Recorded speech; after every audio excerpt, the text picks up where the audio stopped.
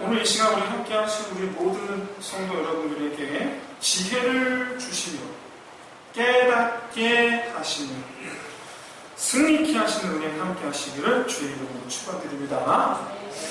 여러분, 이 가룟 유다는 이 사복음서에서 그다지 많이 등장하는 사람이 아닙니다. 장면으로 따지면 기껏해야 총 사복음서 전체 합쳐서 총 5씬 정도 나와요. 5씬. 첫 번째는 예수님께서 12제자를 부르실 때, 그리고 두 번째는 마리아가 예수님의 발에 향유를 부을 때, 그리고 세 번째가 오늘 본문이고, 네 번째는 이 마지막 최후의 만찬의 자리에서 빠져나갈 때, 예수님께서 말씀하셔서 기다리다가, 마지막 5번째가 겟세마네 동산에 예수님 잡으러 왔을 때, 이렇게 총 5장면이 있습니다. 그런데 5장면 중에 3개의 장면이 배신하는 내용이에요. 그 중에 여러분 첫 번째 장면에서는요, 성경 기자들이 마태마가 누가 이건 전부 다 유다가 12제자 중에 하나를 부름을 받았는데 그는 동시에 예수를 팔 자, 이렇게 소개해요. 처음부터. 물론 다른 제자들 12명 가운데 다른 제자들 중 어떤 제자들은요, 한 번도 그 이름이 등장하지 않는 제자들도 있어요. 한 번도. 근데 유다는 그 이름이 나타나는 데 있어서 배신과 관련해서만 나타난다라는 점에 있어서 정말 우리 기독교인들에게 정말 그야말로 미운 캐릭터, 그냥 정말 그거 아니면 쓸모가 없는 그런 이미지로 확 박혀있어요. 어쩌다가 유다가 그렇게 됐는가? 어쩌다가 유다도요, 다른 유대인들과 마찬가지로 예수님을 메시아로 알고 있었다라는 점, 그리고 장차 메시아로서 이 예루살렘을 중심으로 하는 메시아 지상왕국이 건국되리라는 점, 그 다음에 마지막으로 그 자신은 세속적인 욕심이 매우 강했다라는 점, 이렇게 이 유다가 예수님을 팔아넘긴 자, 배신한 자가 된 이유로 이 3가지를 꼽을 수 있을 것 같습니다. 3가지가 서로 상관관계가 있어요. 특히 유다가 예수님을 팔아넘긴 이유로 많은 어떤 신학자들이 추정하기로 저도 동의하는 내용인데, 그의 욕심에서 비롯된 것이긴 하지만 궁극적으로 한 가지 유다가 전제하고 있었던 것, 바로 예수님께서 순순히 잡히지 않으리라라는 계산이 있었다라는 점이에요. 이게 무슨 말이냐? 유다는 이제 한 가지 사실을 확신하고 있었어요. 바로 이 메시아, 그리고 지상왕국, 그 자기 확신을 믿고 팔아넘기겠다라는 이 배신의 계략을 실행에 옮긴 거예요. 사실 유다는 본인이 배신하는 데 생각이 없었습니다. 예수님이 메시아라면 성경에 예언된 대로 이 땅에 메시아 왕국을 건설하시리라. 그래서 자기를 붙잡으러 온 사람들을 뿌리치시고 자기의 대적자들을 멸하시리라. 그렇게 생각을 했어요. 그런데 이런 확신은요, 유다만 유별난 게 아니고 사실 다른 제자들 다 마찬가지입니다. 다 똑같습니다. 마태복음 20장을 보면 이것을 확인할 수가 있는데, 마태복음 20장 21절을 보시면 예수님의 사촌입니다. 이종사촌인데 제자이죠. 요한과 야고보, 두 형제입니다. 이 두 형제 두 형제의 어머니 마리아가, 이 예수님 어머니도 마리아인데 그 사촌도 어머니도 마리아. 이 마리아가 조카인 예수를 찾아와서 나중에 당신이 유다의 왕이 되면 그때 요한과 야고보를 양쪽에 앉혀달라고 청탁을 해요. 그러자 마태복음 20장 24절을 보시면 나머지 10명 제자들, 10명, 유다도 포함입니다. 10명 제자들이 전부 다 분히 여겼다. 라고 성경이 그렇게 기록하고 있어요. 불기가 마찬가지는 얘기, 마찬가지. 다 도찐개찐 이야기예요. 여러분, 이와 같은 이 메시아 지상 왕국에 대한 이 유대인들의 확신은 성경 예언 때문에 없는 얘기를 지어낸 게 아니에요. 성경 말씀이에요. 미가서 4장 1절에서 3절, 이사야 2장 2절에서 4절 똑같습니다. 찾아서 보시면 이 두 말씀이 똑같아요. 그런데 이 똑같은 말씀을 하나님은 미가에게도 이사야에게도 말씀하세요. 내용은 뭐냐? 메시아가 오셔서 예루살렘에서부터 말씀을 온 세상에 가르치시고 열국을 치셔서 열방들이 그에게로 나아오게 될 것이다 라는 예언입니다. 스가랴 14장 3에서 5절에 보시면 메시아가 예루살렘에 서셔서 열국을 치시고 거룩한 자들을 예루살렘으로 모으시리라 라는 내용이에요. 다니엘서 9장 24, 25절 70일의 환난 날이 지나면 거룩한 자가 여호와의 기름 부으심을 받고 왕이 되리라 라는 예언이에요. 그러면 이런 구약의 예언들의 공통점이 있습니다. 바로 뭐냐면 메시아가 오신다. 그 다음에 예루살렘이 회복된다.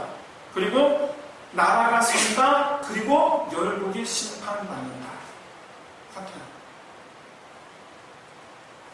물론 우리는 기독교는 이것이 뭘 말하는지 알고 있습니다. 우리는 알고 있어요.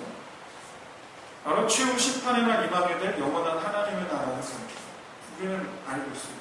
하지만 유대인들은 전통적으로 예루살렘을 중심으로 하는 이 메시아 지상왕국이 세워지리라고 그렇게 확신했어요. 그렇게. 이것은 지금도 마찬가지입니다. 이것은. 그래서 그렇게 이 46년에 그렇게 저 가나안 땅을 이 디아스포라 유대인들이 그렇게 이 1946년에 가나안 땅을 가서 차지해낸 거예요. 그래서 여러분, 예수님께서 십자가에 못 박히신 직접적인 이유는 종교 지도자들의 음모 때문입니다.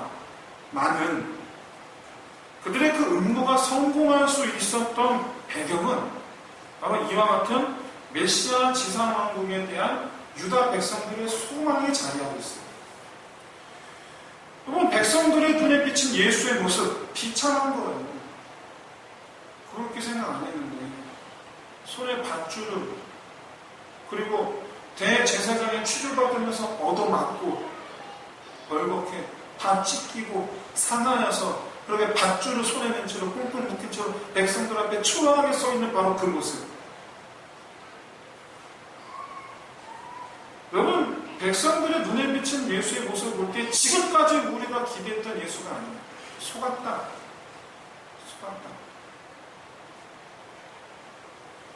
그러니까 예수님께서 십자가에 죽으신 이유 중에 하나가 바로 뭐냐면 유다 백성들의 잘못된 확신이에요. 잘못된 확신. 다 마찬가지고. 어쨌든 유다는 이런 확신 속에서 예수를 팔게 됩니다.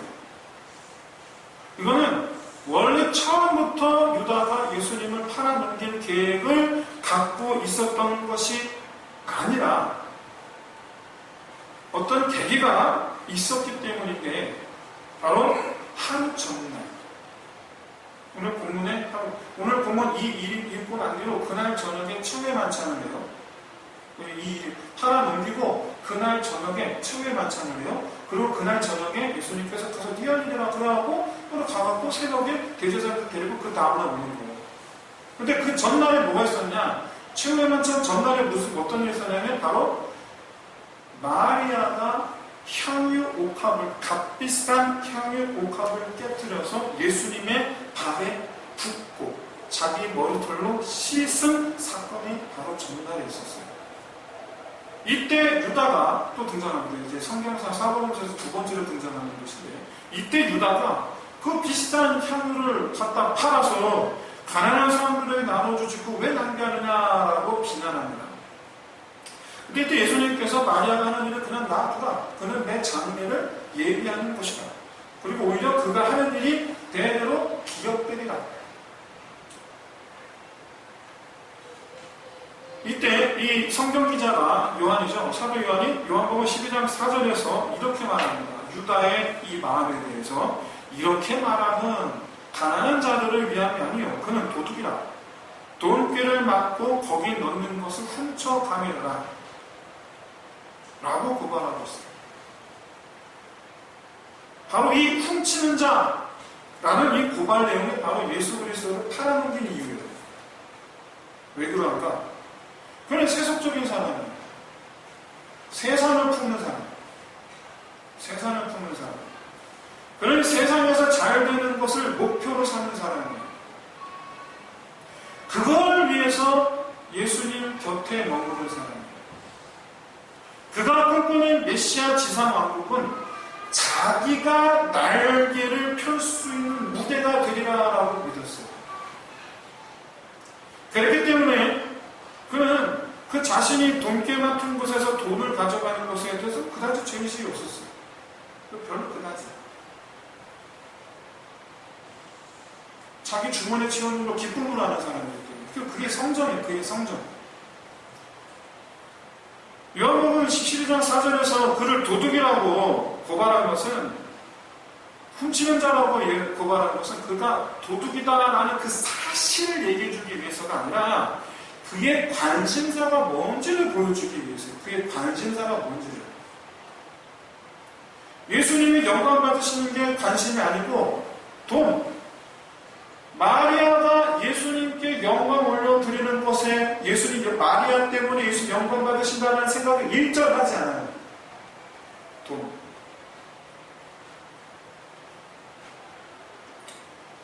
즉 자기의 꿈을 실현하기 위해서 예수님 등을 떠미는 거예요. 팔아넘기는 거예요. 빨리 각성하라는 거예요. 빨리 각성하라는 거예요. 그래서 등 떠밀고 자기가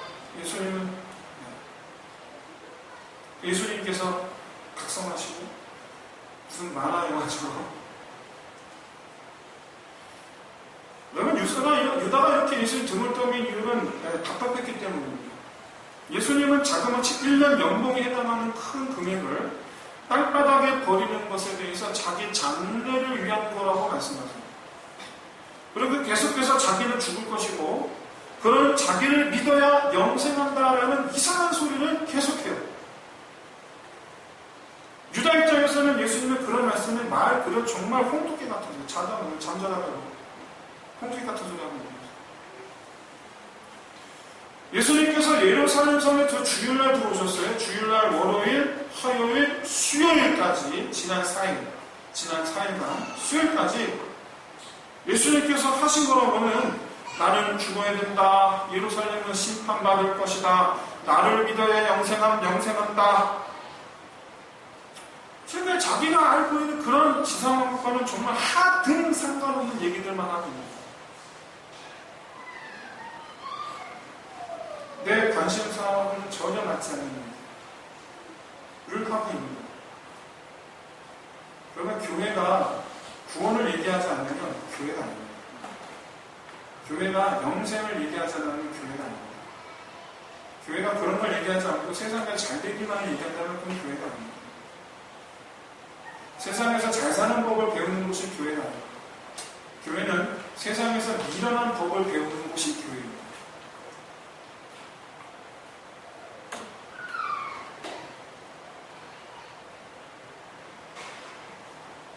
유다는 어젯밤 일로 인해서 예수님과 자신이 가고 있는 길이 서로 다르다라는 걸 확인했어요. 서로 다르다. 그렇다면 그럼 여러분 예수님 버리고 자기가 떠나면 돼요. 자기가 떠나면 돼요. 다르다라 그러면 자기가 떠나면 돼요. 생각이 다르면 뭐 서로 헤어지면 되는 겁니다. 아니면 그게 아니면 내가 상대방에게 맞춰야죠. 떠날 게 아니면 맞춰야죠. 그런데 유다는 떠날 생각도 없고 맞춰줄 생각도 없었어요.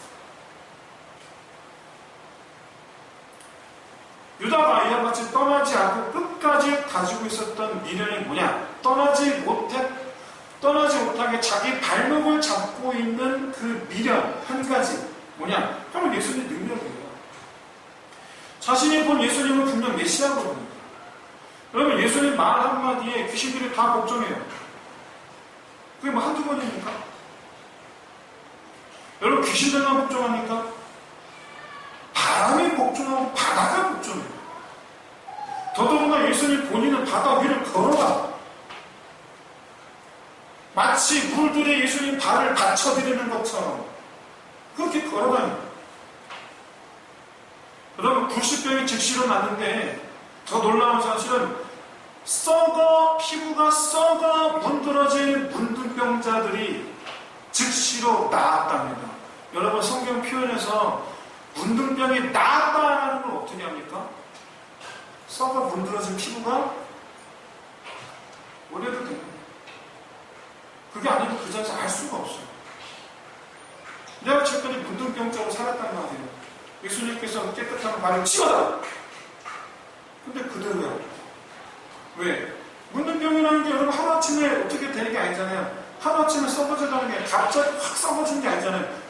천천히 진행되는 거잖아요. 그러니 이게 나았는지 안 나았는지 알려면 뭐밖에 없어요. 원위치.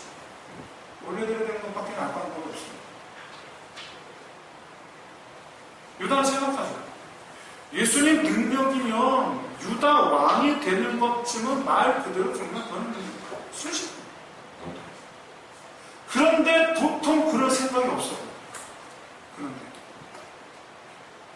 그가 왕이 돼야지 제자인 내가 좀 이렇게 난리를 펼 텐데 지금 하는 말, 그리고 앞으로 예루살렘에 와서 하는 말, 하는 행동을 보면 전혀 그럴 생각이 없어요. 그럼 어떻게? 움직이게 만드는 거죠. 움직이게 해야죠. 설마 아니 순순히 잡혀주겠나? 그게 편안합니다. 그런데 여러분 이 사건을 요한복음을 통해서 재조명하여 보면 누가가 기록한 사탄이 들어갔다라는 말씀을 조금 더 특별하게 다룰 수가 있게 돼요. 요한복음 13장 2절에서 마음에 예수를 팔려는 생각을 넣었다. 사단이 예수를 팔려는 생각을 넣었다라고 13장 2절에서 말씀한 다음에 13장 27절에서 이번에 사단 그 자신이 그 속으로 들어갔다라고 말씀해요.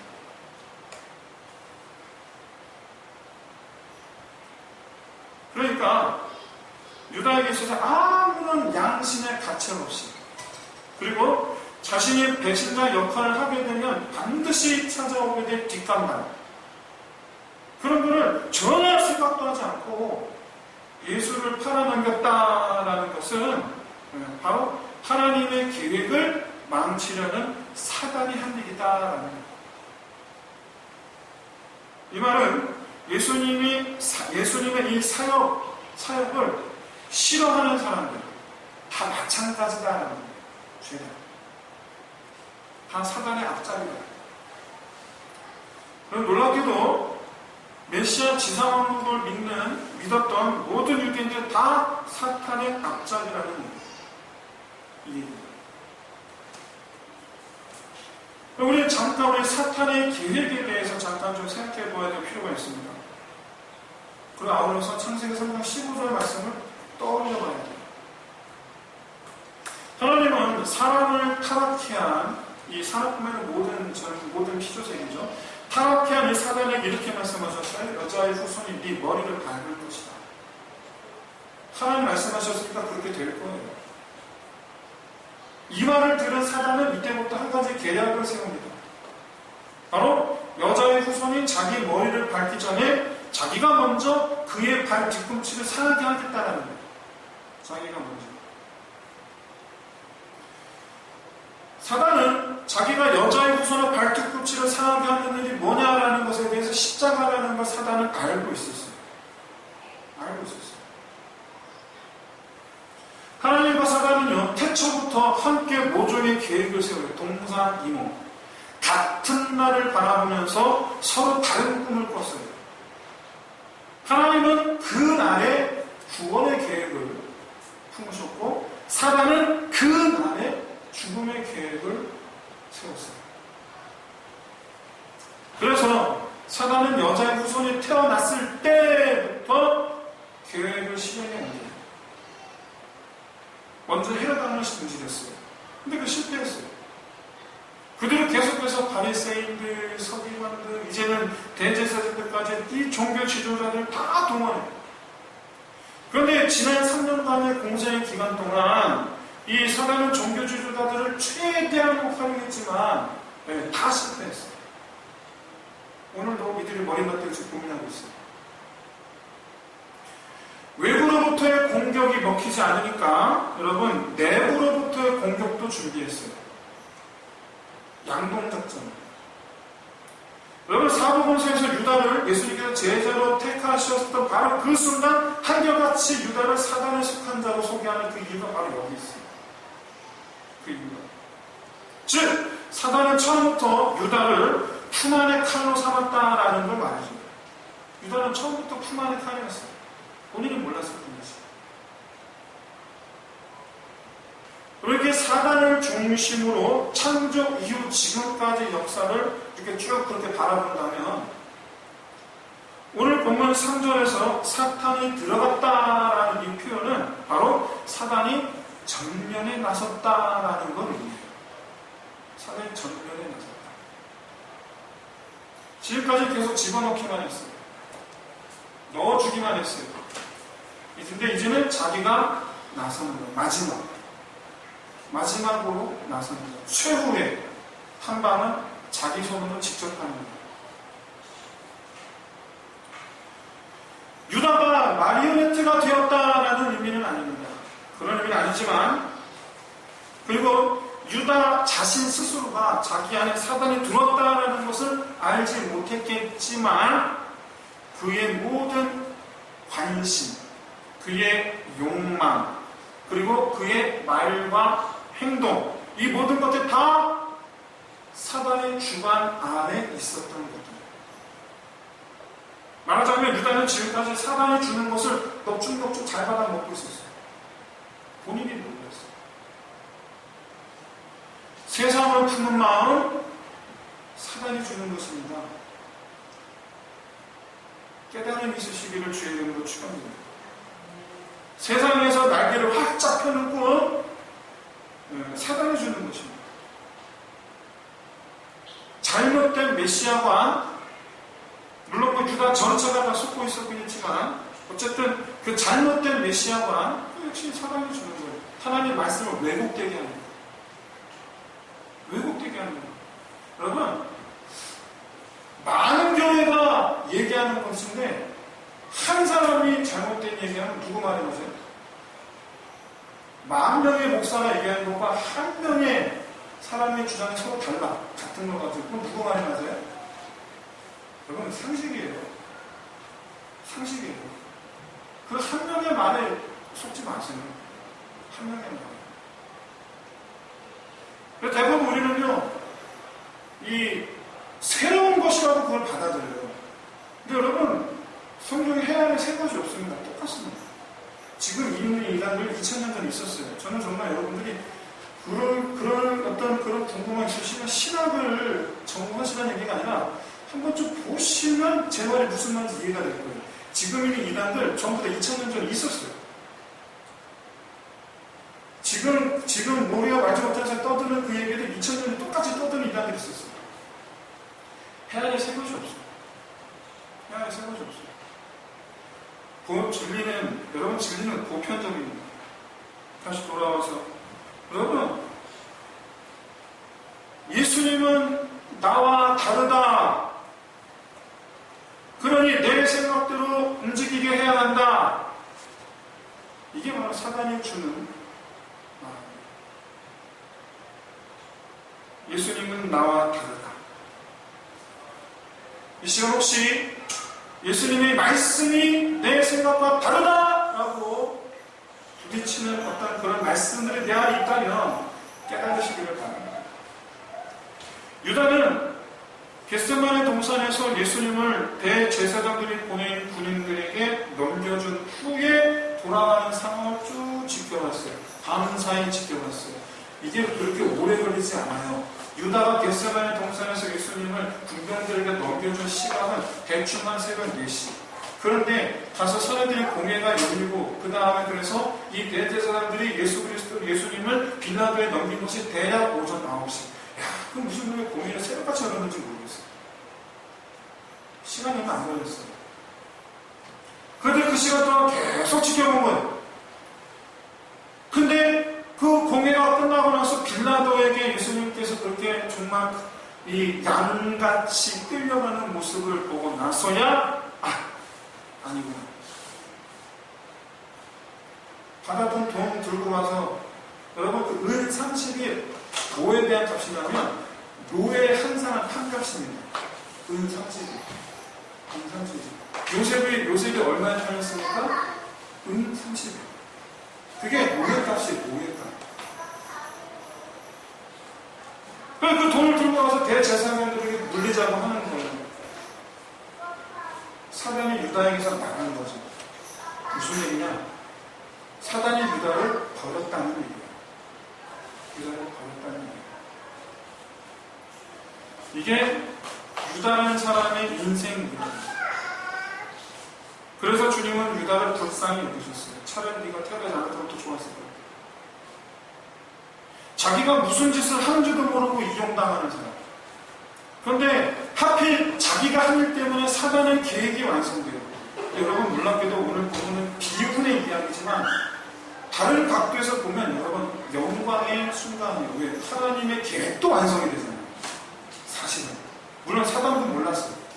예수님이 십자가에 못 박히시는 것이 하나님의 계획, 그것이 바로 사단의 머리를 밟는 것이다. 십자가가 사단의 머리를 밟는 것이며 동시에 사단이 예수님의 발뒤꿈치 상하게 하는 것이라는 사실을 동시적 사건이라는 것을 사단이 몰랐어요. 그래서 그렇게 십자가에 못 박으려고 애썼던 거예요. 지금은 어쨌든 거시적으로 봤을 때는 영광의 순간이긴 합니다만은 이런 미시적으로 바라보았을 때 이 장면은 참 가슴 아픕니다. 한 사람이 그렇게 이용당하는 버림당하는 인생을 송두리째 잃어버리게 됩니다. 하나님을 죽음으로 인도한 사람, 사랑하는 성도 여러분, 이 남자의 이야기가 우리 이야기가 되어서는 안 되지 않습니다. 이 이야기가 항상 이 사람의 이야기가 우리 이야기가 되면 안 돼요. 그러면 이 남자가 살아온 방식과 그의 가치관을 한번 생각해 보세요. 세상에서가 아니라 하나님의 나라에서 날개를 활짝 피기를 소망하는 저와 여러분 되시기를 진심으로 소원합니다. 이제 말씀 마치겠습니다. 하나님께서 주시는 지혜로 충만하시기를 주의 이름으로 축원드립니다. 하나님을 아는 것이 지혜이고 하나님의 뜻과 계획을 아는 것이 지혜입니다. 반대로 사단 마귀의 계략을 아는 것 또한 지혜입니다. 그게 사단 계략인지도 모르고 그렇게 사단 마귀에게 쓰임받는 게 아니라 그걸 알고 그렇게 여러분 시대와 상황을 분별할 수 있어서 늘 항상 하나님 편에 서는 것, 그게 또한 지혜입니다. 항상 사단 마귀가 내 안에 들어오나 안 들어오나 살피면서 사단이 주는 것, 이게 사단이 주는 건지 아니면 하나님이 주시는 건지 잘 분별해서 하나님께서 주시는 것으로만 충만한 삶을 살아가는 저 여러분 되시기를 진심으로 소원합니다. 여러분 무지한 채 세상만 바라볼 것이 아니라 믿고 하나님의 나라를 바라보면서 하나님의 나라를 무너뜨리는 데 쓰임받는 것이 아니라 하나님의 나라를 세우는 데 쓰임받는 저 여러분 되시기를 진심으로 소원합니다. 그래서 버림받는 인생이 아니라 높임받는 인생 되시는 저 여러분 되시기를 주의 이름으로 축원드립니다. 그럼 이 시간에 찬양